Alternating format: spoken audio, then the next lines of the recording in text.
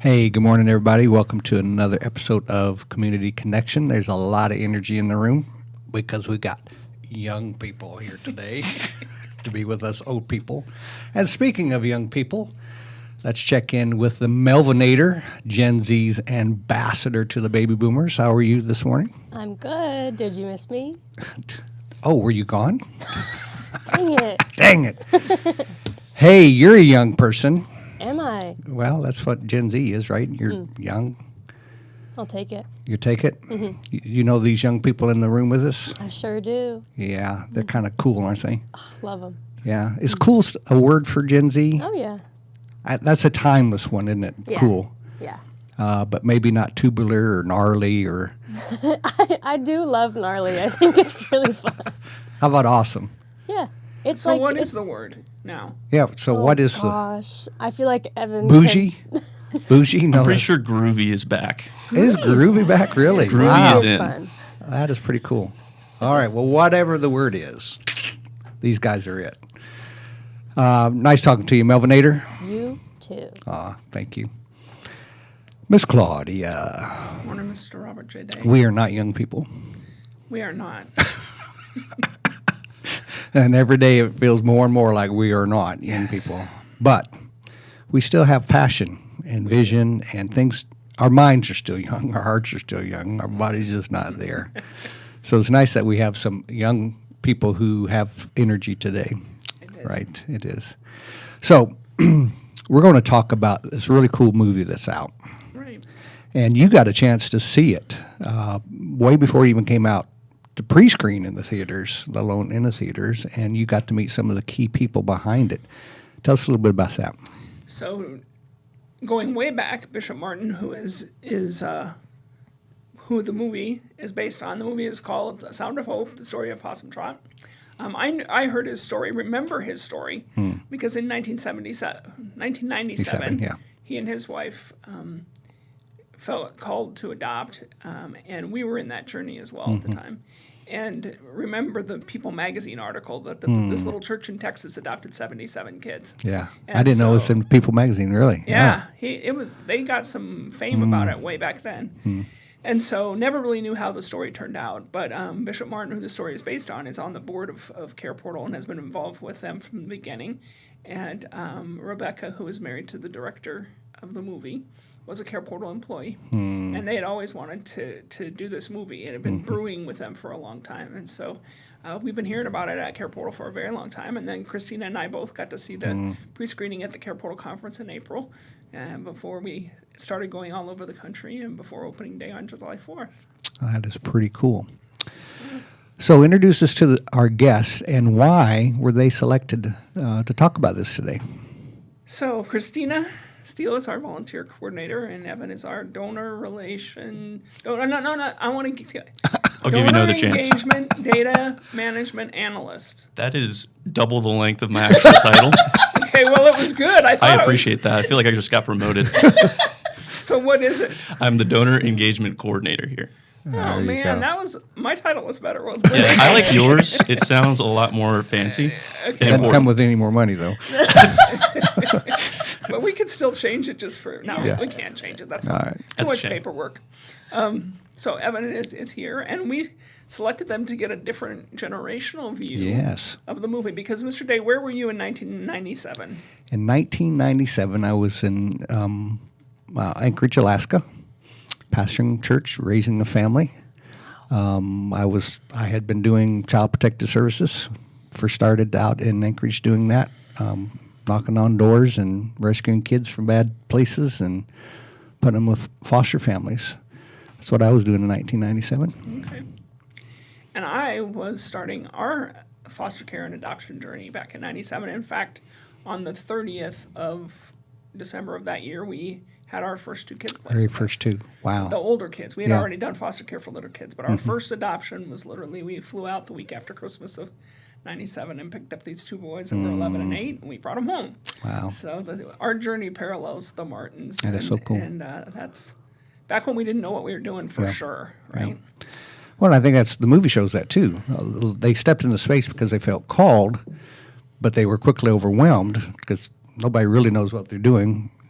And the movie, what I like about it is it doesn't sugarcoat all of this, right? It's not we're going to adopt these puppies and we're going to be happy forever, right? These were kids from tough places, and they had to press through it, just like your own story. Right. Yeah. And I think that one of the things that is really significant about the story is how vulnerable they were in sharing that they screwed up, that they didn't always do it perfectly, that they made the same mistakes that anybody else in that era was making. And the movie was lots of different things popped up that always happen, like the really lame beginning of the training back then, the people coming up and saying, I had a cousin who did this, and you better think about it because it's not going to be They're going to good, burn your right? house down. And then the issue of my birth kids are being threatened by my adopted kids, and how do I maneuver all that? And then what do I do when I feel threatened and they lash out? There's all those things, but the vulnerability that the Martins had to have to show that they didn't do it well, I think resonates a lot with those of us who went through that journey as well. And we didn't know about trauma. Right. And the impact of trauma on kids, Or and how it was impacting their behaviors. And those were real behaviors those kids were showing in this movie, right? You experienced that in your own home. But we didn't know, and so we were using traditional parenting techniques to try to make it work, and it just didn't work. So it was a hard time to be. I mean, I think now it's still hard, right? But I think now there are at least tools out there that help us understand, how prenatal exposure to drugs and alcohol affects the brain, how does trauma affect the brain, what does attachment look like, things like TBRI and circle of security parenting and the things we offer here to help parents. Those things weren't available back then, and we just kind of had to make do. And then this whole theory that subsidy will cover everything, right? Right, yeah. No, it doesn't cover the 14 doors in the house that get broken and, when somebody's punching holes through it or whatever. And it makes the case why Care Portal is so important to this movement. If you're going to do this, you've got to have people who can come in and meet some of those needs, because the system doesn't. It can't. It just physically can't. So let's ask these two. Yes, here. So, Christina, where were you in 1997? I was being 2. You were Being an adorable toddler, killing it. Being 2 was a great time from what I can remember, which is not much. Yep. Okay, and Evan? In 1997, life was great. I was just a thought. So nothing really going on. But And have they second thought that since then? I hope not. You were a thought, now you're a second thought. Yeah, I was their second thought, actually. Oh, as were you? Yeah. Okay. Second one. Well, we're glad you're here. Yeah. Me too. So I'm interested in hearing from you guys. What do you think was the most powerful scene of the movie? I'll go first. For me, the most poignant scene was probably towards the midpoint. They're in church. This community is kind of taking in these kids, and they've kind of reached this point of difficulty. A lot of them, there's a lot of positive energy going into it. They're feeling like we can take this on. We'll take all these kids in, and things are going good right there at the beginning. But then the reality kind of hits. Those struggles are happening, and the pastor kind of brings light to this, and he's saying, if you're having trouble and you're at your wit's end here, you can stand up. I'm right there with you. And a lot of people are standing up in that congregation. And that's one thing I do love about the movie is it shows that reality. It's not just the feel-good stuff. It's the reality that when you take those kids in, there are challenges. There are real challenges. But then they were able to rally around each other as a community and love on each other through that. So for me, that was very moving and emotionally powerful. And they pressed through, but I love that it was their faith, and this movie doesn't hide that, right? These are people of faith. They prayed, they worshiped, they helped each other. And a lot of, Hollywood groups try to do church scenes and Christian stuff, and they miss it every time. They got this. These are real people. This is how they believe, and I love that. Yeah, I think What about you? I think actually also in that scene, they actually ended up having church. Like They did, They yes. talked about it, and I was like, that was so cool. Like they actually ended up having a service. My favorite scene was that montage. There's like this montage scene of like them kind of like fast forwarding through the whole process, but there's a specific scene where like his wife and the other women of the church are together, and they're like, it's almost like a support group for them, each other, but then they start praying, and then she starts breaking down, and like, I just loved, like, Claudia, you said, like, the vulnerability, and like, how real that was. Like, the fact that she was able to have community in her church, they surrounded each other and supported each other. So similar to what you said, Evan, but this was like more specific to whatever struggles that they were going through. And it was good because it reminded me, like, she was also like grieving at that time. So it was like she was finding healing through being, adopting and fostering, but she was still grieving the loss of her mother while going through all of those things. And so it was just a really powerful scene. It really spoke to me. So, What about you? Favorite scene? If I could be really truthful, I did not want to go see this movie. I did not. I sat in the very front so I could be alone. Because I didn't just weep, I bawled. I mean, I bawled because I related to so much of that, right? I was the child protective worker. I've been a foster parent. I was a kid in foster care. And I don't know, it just triggered a lot of stuff. And I knew I'd have our time, so I brought some tissue and just sat up there and was exhausted. And I was filled by the story. I was touched by the story. But I was just shot, and I just knew I would. But I wanted to see it. They made me give an opening speech, so I had to be there. And I'm glad. I'm glad. I really am, and I think everybody should see this. But I recognize that maybe some folks in the system could be triggered by it. It doesn't mean you shouldn't go see it, because it could help you feel maybe some gaps in your life of what could have been, what should have been, but also the reality of what is, and that people are doing the best they can, whether they're foster parents or social workers or the church, right? And it's about equipping all of those groups to do better at this. Wouldn't you say? Yeah. So there's not one scene that sticks out to you? Yeah, there is one scene. The bishop is preaching, and he keeps hitting the cymbal on the drums, right? The noise, because he's quoting right the love chapter. If I don't have love, I'm a noisy gong and a clanging cymbal, and he gets in there, the noise, and he said the children are tired of the noise, and I just like, wow, you couldn't find a better point to preach than that. So dramatic. So. Favorite scene, and then we're going to take a couple minutes. Yes, to actually watch it. Well, I wanted to see if anybody had a scene that they hated. Oh, because okay. I made them angry, because I have one. Yeah, okay. The end. I love the end, and probably just because we finished coming from our family reunion when I watched it the second time with my husband, and to see the end where they have this big picnic, and you get to actually see that these folks, kids, yeah. They're doing okay, right? They may not be knocking it out of the park. I mean, nobody said this is, my son, the neurosurgeon, right? But they have kids of their own. They're still connected to their family. So I just love the reunion scene at the end. But the scene that I even leaned over to my husband and said, this next scene is the one that makes me the most mad of anything I've seen in a long time, is when he goes to the mega church who's doing the cruise. Yes. And he asks for help. And I'm sorry, we can't do that. We're too busy preparing for our cruise and raising money for our building. And that just, and the fact that it just can be so true that the church, Big C, in their little congregations can become so self-focused that there's no paying attention to what's happening out there. When he said we have to prepare for the conference, I was like, are you kidding me? Got so bad. Yeah. So Liam, why don't we show the trailer for this movie? It's hard to feel like I'm the only one who sees these things.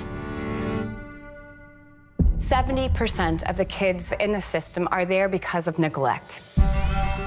The other 30% are put through hell. We need your help. Can you imagine our kids on their own? We can't just look away. The state ain't no family. Are you sure these people want us? I know they do. You can call me Mama. Oh, Lord.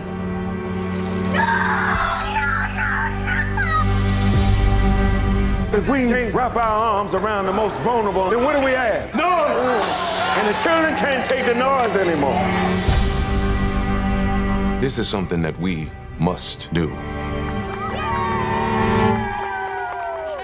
22 families want to adopt. Whole town wants kids now. That's about right. What's happening with Possum Trot could mean a huge change for the system. We want the ones that nobody else won't. Who hurt you, baby? I'm not giving up on you. You can't give up on me either.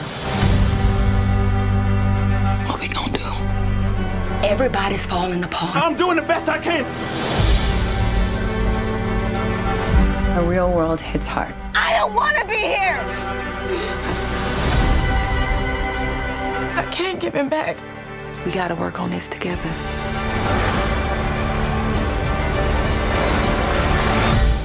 We your people now.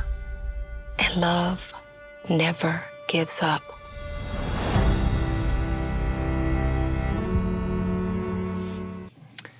Hey, folks, please go see this movie and take somebody with you. And take some Kleenex. And take some Kleenex. Yes, please. See, that's why I didn't want to see the movie. Well, if you can't make it through the trailer, I that's a can't problem. even make it through the trailer. Can't even make it through the trailer. So, want me to transition this then? Please. So we know that now. Christina was telling us that she's really a zillennial. No, I'm a millennial. I'm a younger millennial. Okay. And from research, Gen Z and the zillennial are motivated by causes, right? As opposed to joining things. So let's talk about this Certainly a little not bit. institutions. Yes. They're not loyal to Oh, that's very those old, right? Those old institutions. So does that resonate with you? Do you think that your generations are more interested in causes than they are in joining institutions? Definitely.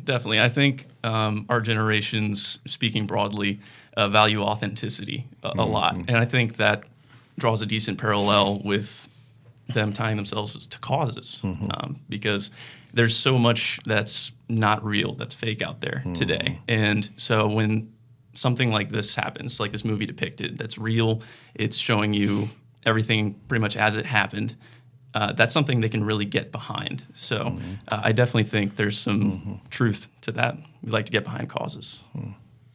So you think that the lack of interest in joining institutions, Rotary or a church, is due to all the mess that those things can become? Yeah, some of that, and maybe they're just with those big institutions. There's just a lot of questioning that our generation is kind of baked in. We just kind of want to know what's really going on back there, and so with causes, it's more straightforward. There's less of a barrier to entry, I would say. But how do causes get any movement or traction or get anything done if there's not some structure behind it, right? Right. So I Yeah. guess that's the challenge. Yeah, I think that's something that I think about a lot is, especially I think with millennials, like the desire is to move into that authentic space. But I think that requires like a greater depth of self-perception of yourself before you can even do that. And I think that's a challenge for our generations. But yeah, you have to have an organization, some kind of organization, some kind of structure. I know there are causes now that do have that, but I really love the idea of the church stepping into that space and taking back that space. I know we talk about that often here at 518, but I think it's really important. And so, I mean, for causes, if you're that passionate about it, then my first step would be to reach out to my ministry that I'm a part of as a Christian, Christian millennial. Right? Reach out to my pastor, reach out to people. I work here, so it's different. But if I didn't, and I saw the movie and I was moved, that's what I would do. I would reach out. But there are causes. I think also there's a lot of historical trauma that's associated with a lot of older organizations that younger generations are cognizant and aware of. Yeah. And so they're wary to join because they don't want to be associated or attached to those types of things. And I understand that, but can't be like a lone ranger either. You have to be a part of something. Yeah. I think that one of the things that's happened, and we remember a day when medical professionals could be completely trusted and teachers could be completely trusted and the government could be completely trusted, right? There was a day when you had that, or, clergy could be trusted. May not have been real, right? but we felt like it was real. Yeah, we felt like it was real. And then all this stuff is exposed over time to Yes. where do you go for absolute authenticity? Where do you go for that? And we have memories of times where we had that, at least whether it was a fake sense of that, where we really believed that we had people we could, you can trust your doctor to have it be about your body and your medicine, not about the money, right? You can trust your dentist not to overbill you. Like we had this sense of trust, and now all that It's all gone. over time Yep. is gone. So it makes sense that you're not interested in enjoying all that stuff. Yeah. So I'm excited about what your generation can do with that, right? If we can center around a cause, and I think, and you tell me if I'm getting this right. So institutions, what happens is eventually institutions' main goal is to maintain the institution that they originally were started, right, to deal with a cause. But then there's budgets and power structures and all these things that happen, and you guys are saying, why is this a middleman? Can I just go fix this without going through all of this other nonsense that's gotten bogged down? So that's where we're at, right? And if your generation figured that out, I'm with you. Yeah. I'm with you. And we at 518 want to try to say about the mission and not the money, but every day there's the reality of money and structures and authorities and all these kind of things. But I think we do a pretty good job of trying to stay focused on the mission, right? Chase the mission, not the money. So, but we're pretty unique in that we get to do that, right? Right. So as you think about the movie, what about it do you think would compel your generations to action? I think I've touched on this a lot already, but I think just the honest depictions of what the experience of kids that go into foster care is like. I think, especially speaking for myself in my upbringing, like I was ignorant of a lot that goes on in the foster care system. I didn't have any experience that showed me what that would look like, what those who are in foster care experience. So this movie was really an eye-opener for me, in all honesty. I was very ignorant to a lot of the things that can go on in that. And I think a lot of people in our generation have that experience as well, So I think just those honest depictions that really can move people towards those causes. I was going to say, I think about how what I got from that was really like everyone has something to give towards this. Like I knew about the space. I have friends in social work. So, we hear stories and we talk about the things such like in the movie. But like as someone who is younger and I don't have maybe the financial structure or even the housing to foster, my question would be like, okay, well, what can I do? Because I see a movie like that and it's a call to action, right? It pulls on you. So I loved that people, even if they weren't directly fostering or they were able to support the families. And I think that is so important. Like every person has the ability to be a safe space for someone. Even if you don't have the means to necessarily physically provide a place, you can still listen and support and be with that person, pray with that person, support that person. You can do, if you don't have a home, you could do financial ways like Care Portal or meeting those needs. And I just love that it showed that there was a way to get involved. It wasn't just you can't if you don't foster, you can't be involved. Yeah, right. That's a good point. So I think that's important for younger people to kind of take away from that. You don't necessarily have to be a foster parent to be effective in this space. You can be a safe space for someone else and support someone else. So if we had that idea in 1997 when you started with your kids, how different would the journey been? Well, we had a very unique situation because we were always pastoring a church. And for some reason, we were blessed with churches who always stepped in. They stepped up.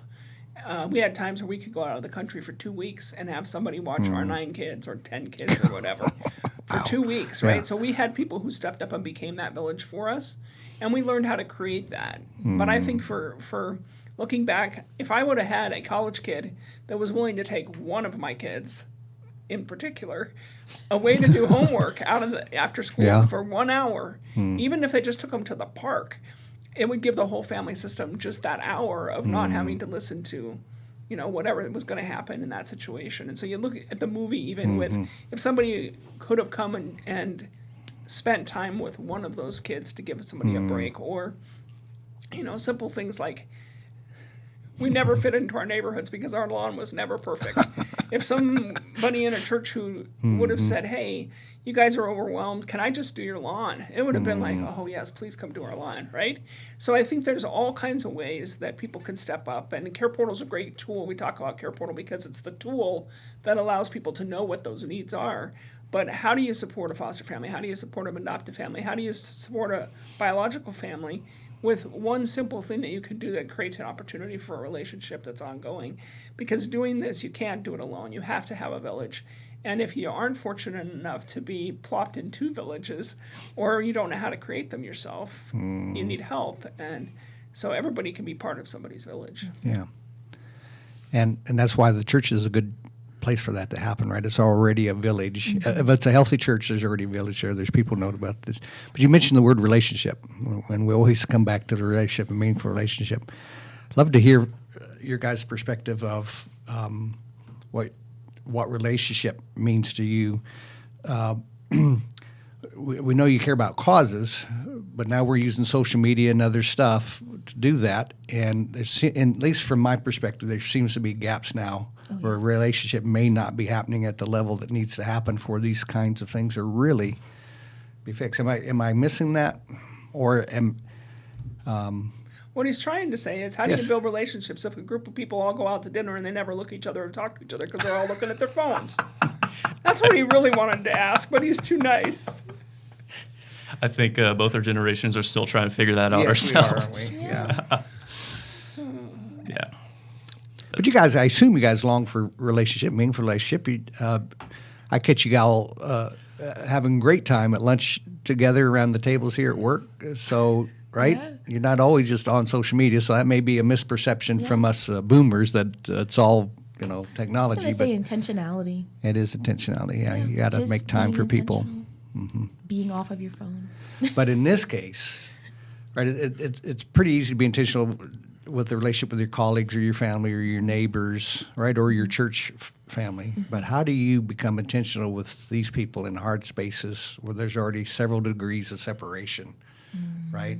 Neighborhoods or classes or, right, there's things that separate us from those folks who are having these. How would you imagine that happening? Yeah, I mean, I think the first step for me would be, like, a lot of people struggle with getting into those relationships where there are those degrees of separation because they're like, well, what can I do? Like, how can I make that difference? And a lot of the difference you can make first is just showing up and being present. And then as you continue to show up and continue to be present and look for ways that you can help, small ways, like you were saying, then you can close the gap and start building those relationships better. I think really first it just starts with showing up, there you go. Making yourself get out there. Intentionality, as you said, right? Exactly, and consistency, which builds trust, which will build that relationship.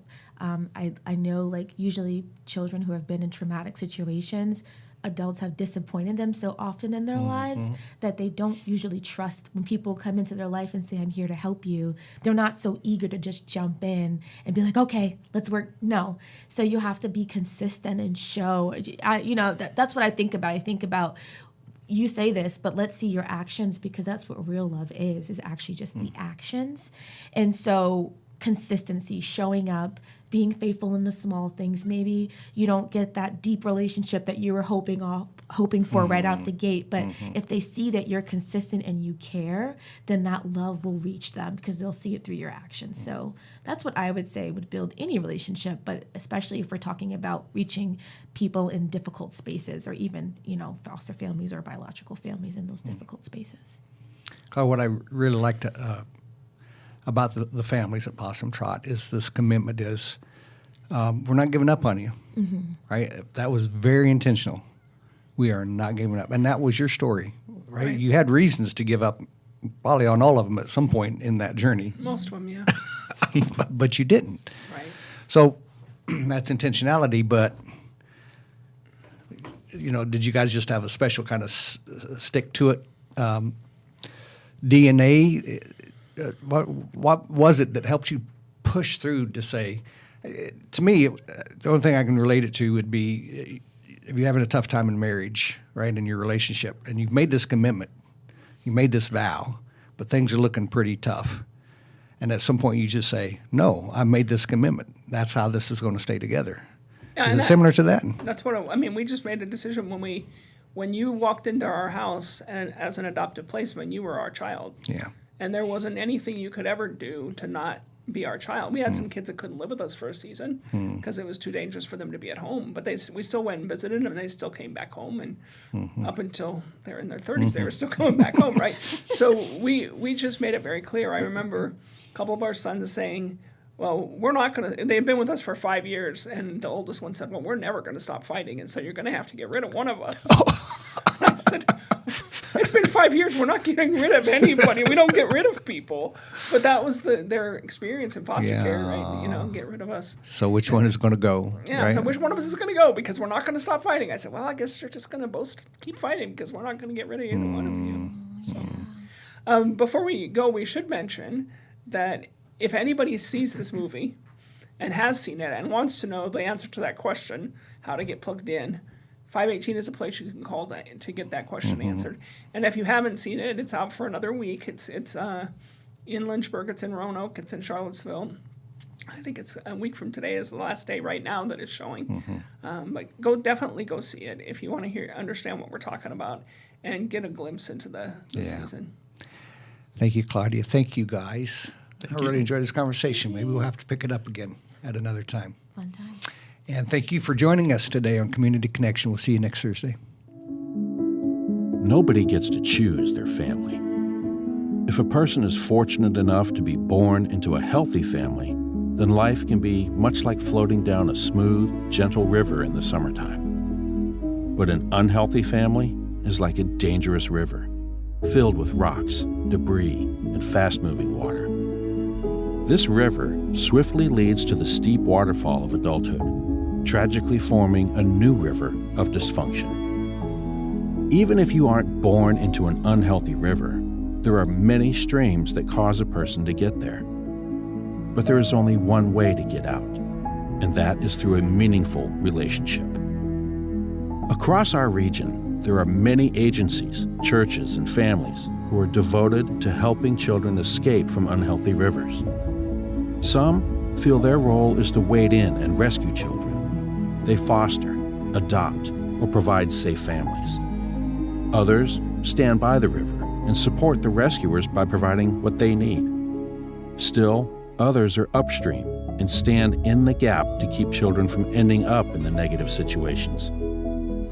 We see ourselves as having an additional role. We are running up and down the shores of the unhealthy river, screaming, "Can't you see the children in the water?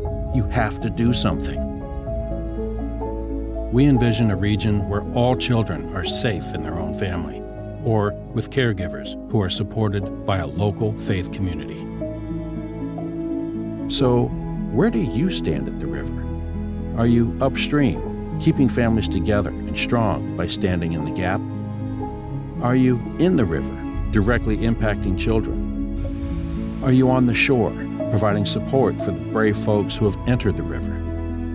Or are you just passing by without noticing? No matter who you are, come down to the river with us.